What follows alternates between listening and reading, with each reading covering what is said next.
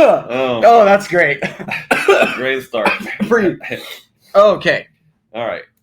Fran lung, as you guys can see. Yes. So, newsflash: you're going to have Fran lung from doing 24.1. It is a lot of fun, guys. I hope you're all prepared for that. Yeah, get your inhalers next to you.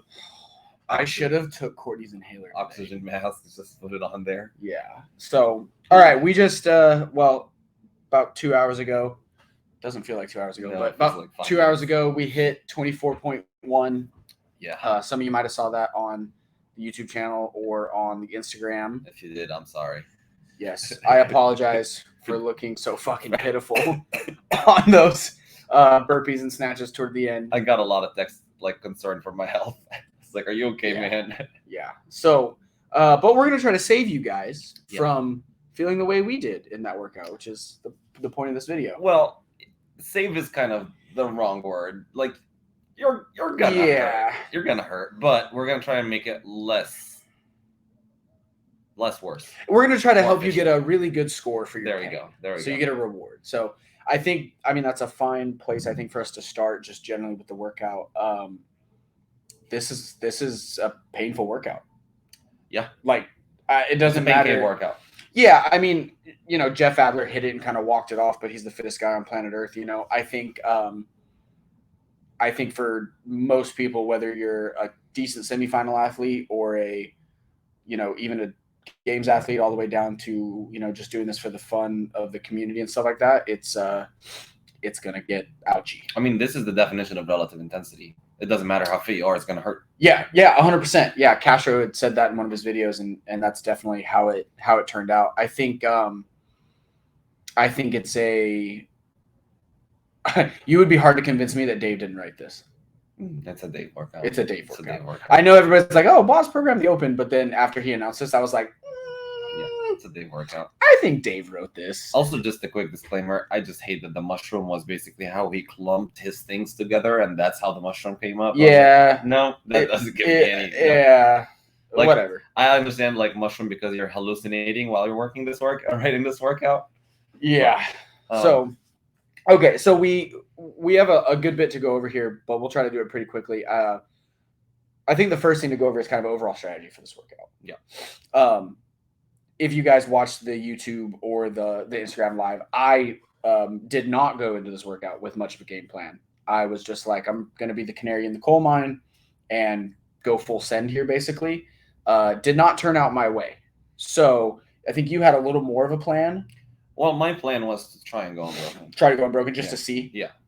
Yeah, so I think if you're not, a little bit of a stronger athlete, or if you're an athlete that you kind of struggle with dumbbell snatches, or just your overall kind of fitness with this couplet, breaking up the 21 is not a bad idea. I would suggest that. I would try to say not more than once. Very briefly. 2 sets, and it's like 3 to 5 seconds. Yeah, just enough to get that one big deep breath of air, right, and then get back moving. I think that is a good strategy for a lot of people, especially if your only goal in this workout is to go sub 10. Yeah. If your only goal in this workout is to go sub 10, I think you can definitely get away with breaking once on those dumbbell snatches in both the rounds of 21 and be A-okay doing that. Yeah. At this point, you'd rather break on the 21 than the 15. Yes. So then we saw that's what happened to myself. I went unbroken through the 21s and the first round of 15, and then I broke twice in the second round of 15. Right. Because my lungs were in my eardrums at that point. So looking back for myself, if I was going to, coach myself through this workout or coach another athlete through this workout that was built like myself, I would say, hey, break those 21. You're going to be able to hang on to the 15, and your breaks are going to be shorter. You're going to have more for the burpees. Yeah. People really need to use their legs on the snatches. Absolutely. That's a huge thing in this workout. It's obviously 2 redundant hinging movements. Yep. My back is okay at this point in time. I feel it now that we're a little bit, removed from the workout. Yeah.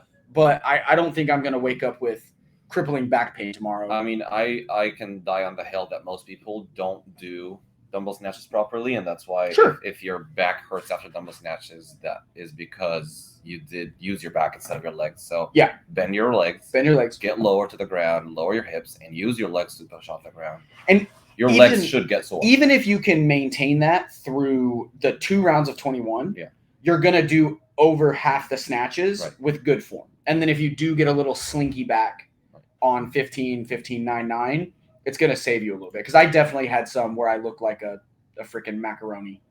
But like if you compare the volume of this workout to 17.1 or 21.1, 21.2, it is less volume. Yeah, so it's only 90. We've done 150 before. Yeah, exactly. Right? So like it's not a huge volume of dumbbell snatches that you haven't done before. No, I think this is really a burpee workout. It's a heart rate workout. The dumbbell snatches will trap you on the burpees. Right. You're getting back to the burpees a lot sooner, and the burpees are not as fast as the dumbbell snatch. So you're trapped in the burpees every time. Yeah. Yep. So the lateral burpee of the dumbbell, I noticed for myself, I was very cognizant of my footwork because I'm not comfortable. I don't do a lot of lateral burpees of the dumbbell in my training daily. So I was trying to be really aware of getting my feet over the dumbbell and not around the dumbbell. What I noticed looking back at the workout afterwards is I basically was staring at my feet every burpee, which definitely slowed my burpee cadence a little bit more than normal. Right. But I think it's worth noting for athletes that practicing a couple, reps in your warm up, even before you start warming up. And then I think something we saw in the announcement was a couple of the athletes put a chalk line where they were going to put their hands every time so that they knew when they stepped up, their feet were in line with the dumbbell. This way they don't have to worry about where their feet are. Yeah, and we're in our office right now, so we can't really demo this. But what that's going to mean for most athletes is you're going to want to be forward of your burpee when you're doing, or forward of your dumbbell when you're doing your burpee. Right. And then as you bring your feet up, the dumbbell will be kind of right where it needs to be. And you're going to have to play with that and maybe have somebody else draw the line, because some people are able to get closer to their hands with their feet. Some people aren't. I myself, I'm very comfortable getting my feet to my hand every time. See, and I'm taller, so I don't get that distance. Yeah. So it depends a lot on your body proportions, basically, and your flexibility in your hips as well. Yeah. So this is another good point with the burpee. I stepped up all my burpees. I'm a big proponent of stepping up on burpees, especially just being a taller athlete myself. You jumped up all your burpees. I tried, because I saw the announcement. I was like, in the middle when I started getting tired, I was like, maybe I'll step up.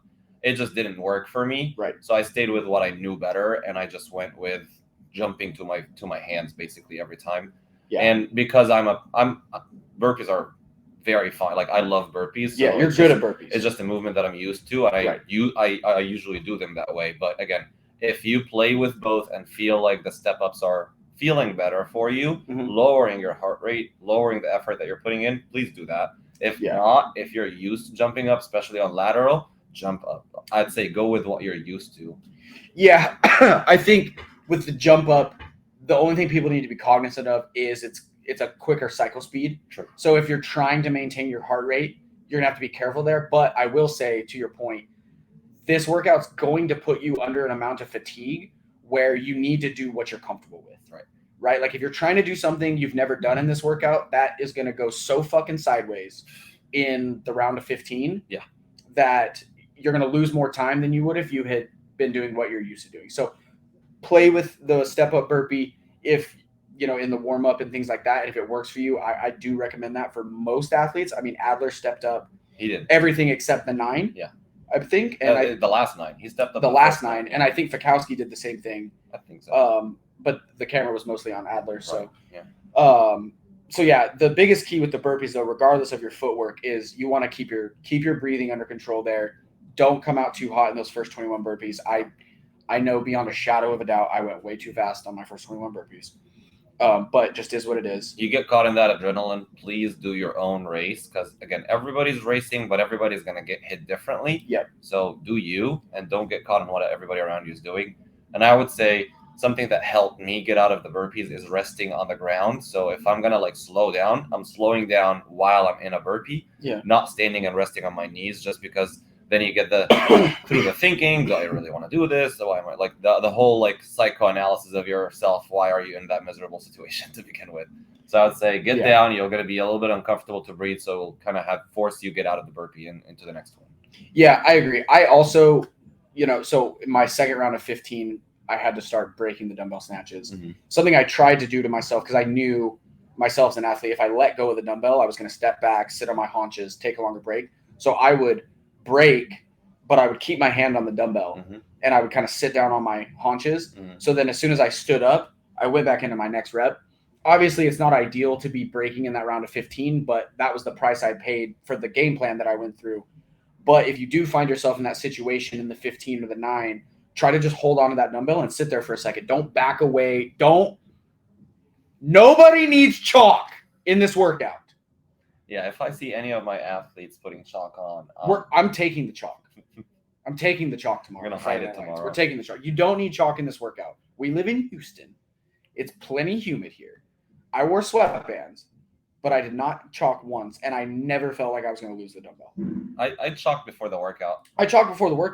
But I guarantee it was gone by the I will second set of say 21. I'm a proponent of taping your thumb. If you get like any tear marks or anything like that on your skin, tape your thumb, but nothing really. So some athletes that we've talked to already that we coach are a little concerned with their grip since they're all on one arm, which I felt my grip. I felt it, but it wasn't the limiting factor. It wasn't a limiting factor. And the other thing, if you can do this, I understand hand sizes varying from athletes. Yeah. Hook grip the dumbbell. Yeah. Like hook grip the dumbbell. Your grip really shouldn't be the limiting factor in this workout at any point. It's going to be leg fatigue, heart rate fatigue, shoulder fatigue to some extent. Maybe shoulder and pressing fatigue, but nothing. It shouldn't be anything to do with your grip. I will say also, like let's say you're starting off, your plan is fine on the 21, you get to the 15 and you're like about to stop and like it wasn't your right plan. Trying to call me out, dog? No. Break it up. Let's say okay, you need to break it up. 21 was fine. You get to the 15 and you drop and like there's no way you can pick it up. Go with smaller sets. Move then better than not moving at all. Yeah. So totally. I wasn't planning on breaking the 15, right? But I saw the guy next to me, Rich, he put it down and I was like, okay, he's doing like 5s, but he's ahead of me. He's moving and I am not. And I'm like, granted, like I'm just getting out of sickness. I'm dying basically. I don't want to do this anymore. And I was like, you know what? Just do 5. Did the 5, 1 second, drop it, did the 5, and so on. So again, if the plan goes sideways, you want to go with plan B, which is small, manageable sets to just get through it. Because at the end of the day, it's not enough snatches that you need to stay there for a long time. No. Like I even judged one of our athletes here. I think the snatches took about a minute every single time. Yeah. So like it's a burpee work. Right. It's not a lot of time. It's not a lot of snatches. You take a lot of time on the burpees. I would say it slowly gets faster, but as you get tired, your burpee cadence will get slower as well. If you are an athlete who like this is just your jam and you're looking to really maximize your score, cycle speed is going to be a really important thing here. Yeah. So you can widen your feet a little bit on the dumbbell snatches to lower yourself to the ground and the range of motion of that. Obviously, you can jump straight up on the burpee. Something else that's worth noting on the burpee is try to stay close to that dumbbell on the burpees when you're off to the side. Don't be, way over here on your dumbbell, and then you have to shuffle over before you jump over. Even like I had a decent bit of space between myself and the burpee, but my legs are long enough that I could still step up and jump over in one jump every time, and it wasn't that big of a deal. But you definitely don't want to find yourself trailing away from your dumbbell on your burpees, because then that's just extra steps, wasted energy, wasted time. And if you're not efficient with your burpees, I'd say that the basic tip that I would give you is make sure that when you get out of the burpee, you're flat on your feet. Yes. No toes. Please don't get up on your toes and like that. If you don't have quad endurance. Cool. Anyways, if you don't have quad endurance for days, don't be jumping off your burpees on your quads, especially because your quads are going to be used on the dumbbell snatches the whole time. Absolutely. So you definitely want to get your feet flat, stand up through the hinge pattern, unfortunately. But that's why he wrote this way. It's a redundant hinge workout. Yeah. but you just kind of got to embrace it. It's not as aggressive, but it's similar to the deadlift bar facing burpee. It's the overload of the hinging pattern. It's the same. Yeah, it's the same exact stimulus. Try to stay low on your burpees. Obviously, especially those taller athletes out there, the standing up is just wasted energy. If you care to go look at the Ascend Instagram live and watch me stand up way too tall on the back half of the entire workout because I was so winded. But try to stay low and efficient and moving on those burpees. When you start standing up, you're going to start wasting a lot of time and things like that. Yeah. The other thing I wrote down here is get ahead of your breathing, which is not exactly a thing, but the point of that is be aware of what your respiration rate is and what you're doing immediately in that workout. Like, even if you have to overemphasize on the dumbbell snatches or the burpees, you're not alternating. Right, you're not alternating. But being aware of your breathing cadence early in this workout, because your breathing cadence is going to match the work you're doing. But if you can keep control of that, it'll help you keep control of your movement, especially in those first 2 rounds. Something that I'm a very big fan of that Matt Fraser has said before is if you can keep everything 1 breath per movement or 1 breath per rep, you're in a really good shape. Yes, and I mean, obviously he's super fit, right. But even if for you as an athlete, that's okay. I'm going to keep this in 2 breaths or 3 breaths per movement, right? And they're deliberate, meaningful breaths. Right. Like, I'm a big fan of the burpee. Like, 2 breaths. Burpee is a 2 breath movement. Yeah, I'm exhaling and inhaling twice in that movement, and that helps keep oxygen in your body and things like that. Yeah, also gives you something else to focus on. Right. So, I think that's kind of it in terms of efficiency. Mm-hmm. There's only so many ways to play the efficiency game on a dumbbell snatch and a burpee, right? Make sure you guys read the movement standards. The 2-foot takeoff is not required, but 2 feet in the air at the same time. And a low obstacle. Which is a little weird. Make sure that you practice the jump and make sure that you practice the footwork so that you're going over the dumbbell, not around the dumbbell. Right. The last thing you want is to get a bunch of no reps on the burpees in this workout. Mm-hmm. That would be fucking nightmare fuel, personally. If I got a bunch of no reps in this workout, I might have cried. I would have really ruined my day. Warm up. Okay, warm up. So we're gonna put a full warm up in the show notes below, and we have a warm up on our fitter for our programs and things like that. But I think the biggest takeaways from this workout is, one, you need to really mobilize the hinge pattern. You need to get hinging well open. You want to get your T-spine open and your shoulders open. Pressing, like all of those things. And you don't need to overdo the mobility work. Like, it's not, as taxing as a squat snatch or something like that. But the more loose you are, the easier it's going to be to move fluidly. Do reps in that pattern. Do some reps in that pattern with a light weight. It doesn't even have to be snatch, like banded strict press or good mornings, right? Like stuff like that. I did a ton of good mornings and banded strict press before. In the warm up, you'll probably see bootstrap squats, like just getting some T-spine rotation, because there's going to be some rotation, right? Yes. Some groiners, all those will help with that pattern. But before even doing that, you want to get sweaty. Yeah, so I think this is one of those workouts. This is definitely one of those workouts where my athletes are going to be annoyed with me for the warm up I write. This is one where I almost want you to do a get warm and sweaty portion. Mm-hmm. And then I'm going to make you spike your heart rate. Yeah. Because you want to be really warm and loose going into this, but you also need to break that seal for your heart rate. Right. I thought I broke the seal. Mm-hmm. I didn't break the seal enough. I didn't break the seal enough. You guys didn't see that, but like, we were warming up for about 20, 30 minutes. 30 minutes. And then like Tristan in the middle of, or like 10 minutes before the work, is like, I don't feel warm enough. Yeah. I was like, I knew what was coming. Right. And I was like, so I went and did some like echo ski intervals to try to get my heart rate up more. And I felt close, but I still knew. I was like, I didn't get it enough. Right. You don't need to blast yourself, but you really want to get your heart rate. Like, don't be afraid to waste energy. Like, you need to be out of breath. Yes. Something we see all the time with athletes in open workouts, quarterfinals workouts, qualifiers, competitions is like, I don't want to tire myself out. No, you want to. Before the workout. And it's just not going to happen. You're not going to get muscularly fatigued before this workout. No. Right? But you need your engine. You know, when you feel the worst in a workout is that first shock. Yep. You need that to be already done. Yes. And that's it. Yes. And I mean, full disclaimer out there, if you're one of our athletes and you have the ability to do this, you're going to do it. But if you're just an athlete who, is seeing this on YouTube or whatever, if you know you're going to make quarterfinals and you are, training to be at the semifinal level, work out earlier in the day before this. Work out earlier in the day because it's the first heart rate spike of the day. That's always the worst. Yeah. So if you can 5, 6, 7 hours prior do a workout that's not going to impact this workout, right.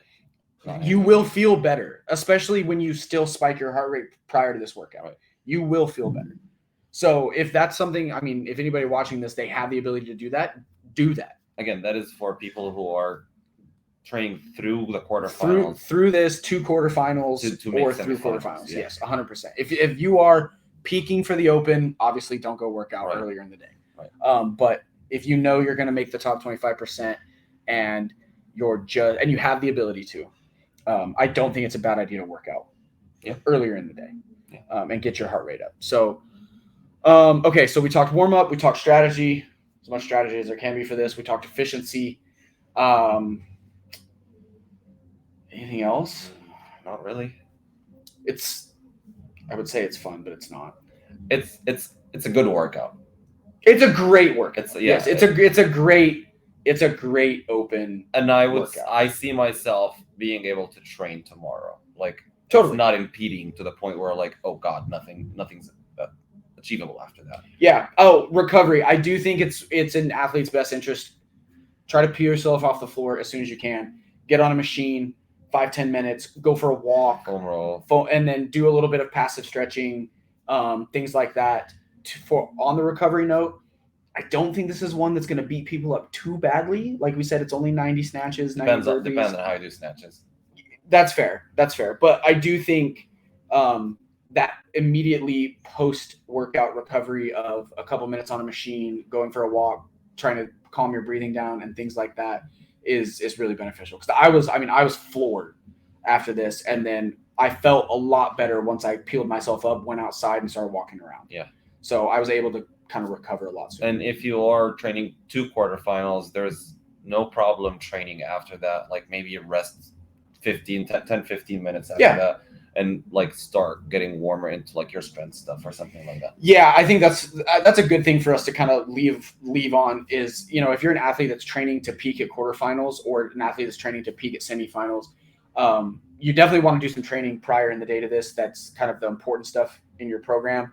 And then even if it's just, you go do the Open workout at Friday Night Lights with your affiliate, and then you go off in the corner and do some echo bike work, or you do some kind of like accessory work, things like that are in your program that you still need to get done for your training. I think that's really, really important, especially with the way the Open's structured right now. So this is not a workout that, if you're at that level, you can't finish up a little bit of training afterwards or do earlier in the day. And then those athletes definitely Saturday need to be hitting their full training. What if you don't have the capability to do 2 sessions on Friday? Would you say do your strength after the workout?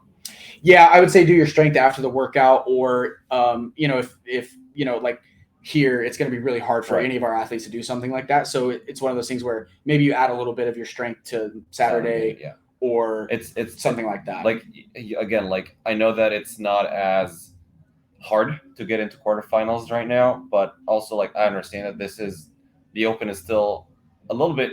I mean, it is about community at this point. Yeah. Right. So like, have fun. Like, don't. Yes, totally. Just because you're trying to get to quarterfinals doesn't mean you get punished, right? Like, have fun and don't worry about I didn't get to like lift as much as I wanted to because the gym's not open afterwards. Right. I understand that. Yeah. It depends on your gym and depends on your capacity to do that. But again, we'll especially if you're one of our athletes, we'll take care depending on how your schedule looks like. If you can only do the Open workout tomorrow, doesn't take away. It's okay. Yeah, that doesn't take away from it. I mean, a couple of my athletes who are athletes at the gym, like all they're going to do tomorrow is the open workout, and then they're just going to have a big Saturday. Right. And that's okay. Like you're not going to lose fitness by just hitting, especially a workout like this, at full intensity on a Friday. Yeah. Having a big Saturday, that's not going to impact things over a 3-week course. when Monday, Tuesday, Wednesday, Or you're hammering full training. Like you're going to be totally fine. So it's definitely not something that we want athletes to feel like existential stress over. Right. Like don't overstress it. If you're training through the open for quarterfinals and all you can do is the open workout on Friday, it's okay. Absolutely. Don't freak out. You're not going to lose fitness. You're still going to keep getting better. Awesome. Well, best of luck to everybody out there. Shoot us a message at Ascend Athlete on Instagram, or that's my Instagram handle. His Instagram handle is m.t.phd. I think so. Boom. I think that's your Instagram handle. Yeah. So if there's anything we can do to help you guys out, like I said, the warm-up will be in the show notes. And we might throw that on Instagram. If you have any cool footage that you're posting on social media, please tag us. Yeah. That would be great. Awesome. Good luck, everybody, and best of luck in the season.